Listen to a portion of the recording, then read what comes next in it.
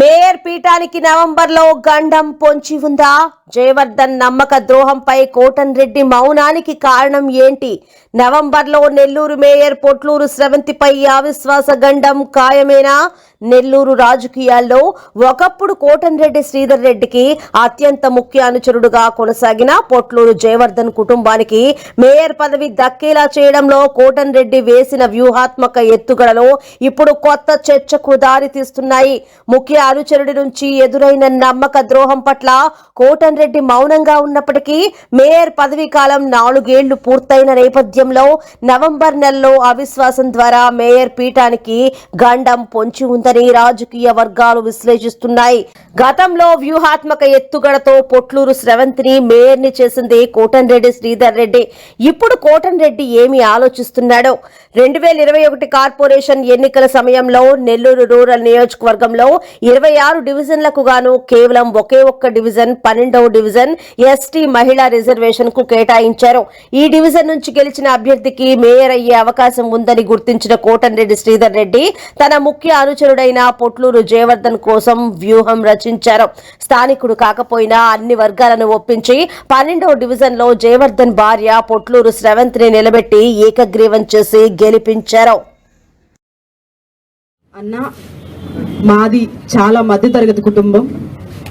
మధ్యతరగతిలో కుటుంబంలో ఉన్నటువంటి మా భర్త జయవర్ధన్ గారు విద్యార్థి నాయకుడిగా ఉన్నప్పటి నుంచే శ్రీధరన్ తోటి నడిచారు కాబట్టే జయవర్ధన్ సతీమణిగా నాకు కార్పొరేటర్ టికెట్ ఇచ్చారు. శ్రీధరన్న ఇచ్చి నన్ను నగర మేయర్గా చేశారు. అన్న, ఏది ఏమైనా మేము శ్రీధరన్నతోనే నడుస్తాం, ఉంటాం కూడా. ఇంకోటన్నా, నాకు అనేక కాల్స్ కూడా వస్తున్నాయి. వాళ్ళందరూ కూడా మీరెట్టు అంటున్నారు. నేను వెళ్ళేది శ్రీధరన్నతోటే, ఉండేది శ్రీధరన్నతోటే. వాళ్ళకందరికీ నేను ఆలోచించకుండా చెప్పానన్నా, మీరు ఎట్టెళ్తారు ఆలోచించుకోండి, మళ్ళీ కాల్ చేస్తామని కూడా అంటున్నారన్న. ఇంకోసారి వాళ్ళకి కాల్ చేసే ఛాన్స్ కూడా ఇవ్వట్లేదు మేము. ఎందుకంటే మేము ముందే చెప్పేస్తున్నాను, అన్నా నేను ఆలోచించే అవసరం లేదు, మీరు మళ్ళీ కాల్ చేయొద్దు, మేము శ్రీధరన్ సైడ్ వెళ్తున్నాము, శ్రీధరన్తోనే ఉంటున్నాము. మరి ఇబ్బంది పడతావేమో అని అనుకోవచ్చేమో అన్న మీరందరూ. అన్న, శ్రీధరన్ చెప్తే నేను ఇప్పుడే నా పదవికి రాజీనామా చేస్తా. బాధతో కాదు, సంతోషంగా చేస్తాను. నా పదవికి రాజీనామా అయినా చేస్తాను.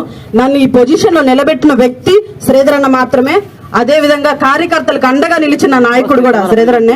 సిటీ నియోజకవర్గంలో 2 ఎస్టీ కార్పొరేటర్లు ఉన్నప్పటికీ రూరల్ లో ఏకైక ఎస్టీ కార్పొరేటర్ గా ఉన్న పొట్లూరు స్రవంతిని మేయర్ గా చేయడంలో కోటన్రెడ్డి కృషి అంతా ఇంత కాదు.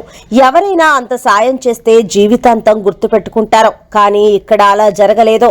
పదవి దక్కిన తరువాత ఆ అనుబంధం దారి మళ్లింది. తన వ్యూహాన్ని, కష్టాన్ని, ధనాన్ని వెచ్చించి ఉన్నత పదవిని పొట్లూరు జయవర్ధన్ సతీమణికి కట్టబెట్టినా కృతజ్ఞత లేకుండా తను కష్టకాలంలో ఉన్నవేళ తనను వదిలి దూరంగా జరగడంపై కోటన్రెడ్డి మనస్తాపానికి గురయ్యాడని ఆ రోజు అందరూ అనుకున్నారు.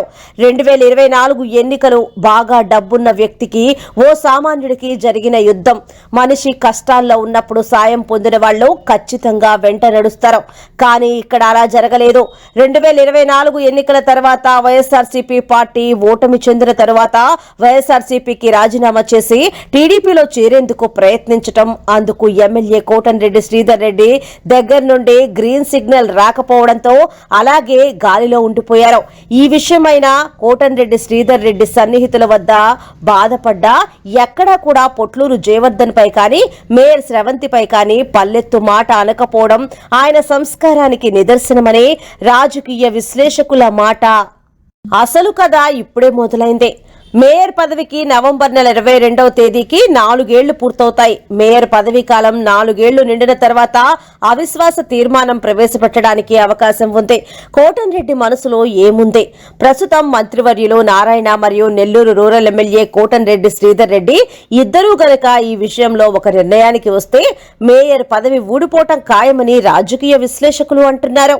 అవిశ్వాస తీర్మానం నెగ్గితే తదుపరి మేయర్ ఎవరు?